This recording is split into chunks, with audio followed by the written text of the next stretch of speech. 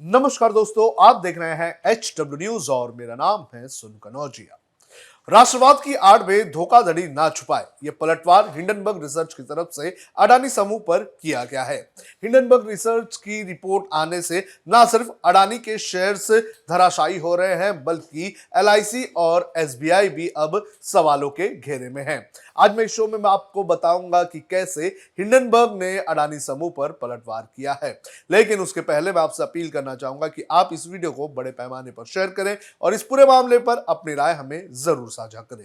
Hindenburg द्वारा लगाए गए आरोपों पर अडानी समूह ने हमला करते हुए कहा है कि ये रिपोर्ट भारत पर हमला है, जिस पर हिंडनबर्ग ने पलटवार करते हुए कहा है कि राष्ट्रवाद की आड़ में अपनी धोखाधड़ी को छुपाने का काम अडानी ग्रुप ने बंद करना चाहिए। अपने रिप्लाई में हिंडनबर्ग ने कहा है कि धोखाधड़ी पर इस तरह का जवाब या राष्ट्रवाद का पर्दा नहीं डाला जा सकता है। अडानी ग्रुप हमारी रिपोर्ट को भारत पर सोचा समझा हमला बता रहे हैं। अडानी ग्रुप अपने और अपने चेयरमैन की बढ़ती आय को भारत के विकास के साथ जोड़ने की कोशिश कर रहे हैं। हम इससे सहमत नहीं हैं।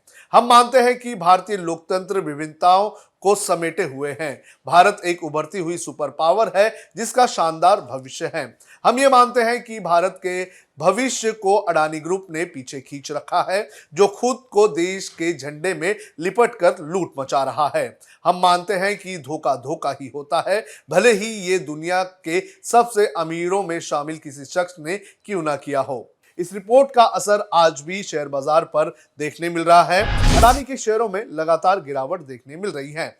बॉम्बे स्टॉक एक्सचेंज के अनुसार अडानी ग्रीन में लगभग 17.26% की गिरावट दर्ज की गई है। वहीं अडानी ट्रांसमिशन में 19% की गिरावट देखने मिल रही है। अडानी पावर में 5% की गिरावट है और NDTV के शेयरों में 12.80% की गिरावट दर्ज की गई है। अडानी पोर्ट और अडानी एंटरटेनमेंट ने थोड़ी रिकवरी जरूर की है। हिंडनबर्ग रिसर्च कंपनी ने रिपोर्ट में अडानी ग्रुप पर कई दशकों से मार्केट मैनिपुलेशन, अकाउंटिंग फ्रॉड और मनी लॉन्ड्रिंग करने के आरोप लगाए थे। इस रिपोर्ट में यह भी दावा किया गया था कि अडानी ग्रुप की सभी प्रमुख लिस्टेड कंपनियों पर काफी ज्यादा कर्ज है और ग्रुप की सभी कंपनियों के शेयर्स 85% से ज्यादा ओवरवैल्यूड हैं।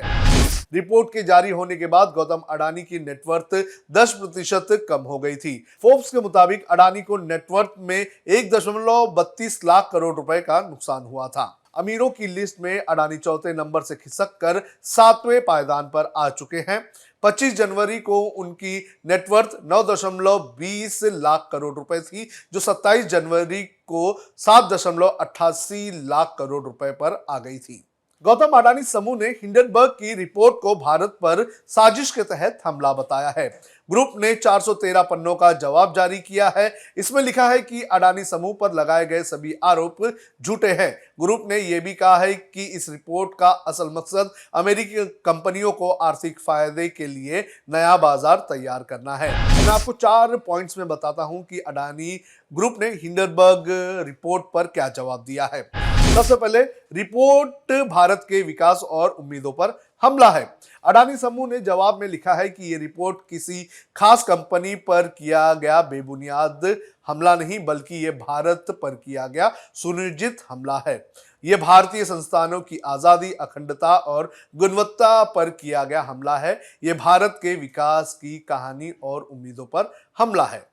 दूसरा पॉइंट यह है कि आधे अधूरे तथ्यों के आधार पर यह रिपोर्ट बनाई गई है। अडानी समूह ने कहा है कि यह रिपोर्ट गलत जानकारी और आधे अधूरे तथ्य को मिलाकर तैयार की गई है। इसमें लिखे गए आरोप बेबुनियाद और बदनाम करने की मंशा से लगाए गए हैं। इस रिपोर्ट का सिर्फ एक ही उद्देश्य है, झूठे आरोप लगाकर सिक्योरिटीज के मार्केट में जगह बनाना, जिसके चलते अनगिनत इन्वेस्टर्स को नुकसान हो और शॉर्ट सेलर हिंडनबर्ग बड़ा आर्थिक फायदा उठा सके। तीसरा पॉइंट यह है कि हिंडनबर्ग ने बदनीयती का सबूत दिया है। अडानी समूह ने अपने जवाब में हिंडनबर्ग की विश्वसनीयता पर सवाल उठाए हैं। ग्रुप ने कहा है कि जब अडानी समूह का FPO लॉन्च होने वाला है, जो देश का सबसे बड़ा FPO होगा, तो उससे ठीक पहले ऐसी रिपोर्ट जारी करके हिंडनबर्ग ने अपनी बदनीयत का सबूत दिया है। रिपोर्ट ना तो स्वतंत्र है और ना ही निष्पक्ष। अडानी ग्रुप ने कहा है कि हिंडनबर्ग ने यह रिपोर्ट लोगों की भलाई के लिए नहीं बल्कि अपने स्वार्थ के लिए जारी की है। इसे जारी करने में हिंडनबर्ग ने securities and foreign exchange law का भी उल्लंघन किया है। ना तो ये रिपोर्ट स्वतंत्र है और ना निष्पक्ष है और ना ही सही तरीके से रिसर्च तैयार की गई है। तो हिंडनबर्ग और अडानी ग्रुप की लड़ाई में वार और पलटवार का सिलसिला जारी है और हिंडनबर्ग की इस रिपोर्ट आने के साथ साथ अडानी ग्रुप के शेयरों में भी भारी गिरावट जारी है। आपका क्या कहना है इस पूरे मामले पर, आप हमें कमेंट करके जरूर बताएं। अब खबरें पाइए सबसे पहले हमारे मोबाइल न्यूज एप्लीकेशन पर। एंड्रॉइड या iOS प्लेटफॉर्म पर जाइए, HW न्यूज नेटवर्क को सर्च कीजिए, डाउनलोड कीजिए और अपनी सुविधानुसार भाषा का चयन कीजिए। खबरों की भीड़ में अपने काम की खबर पाते रहिए।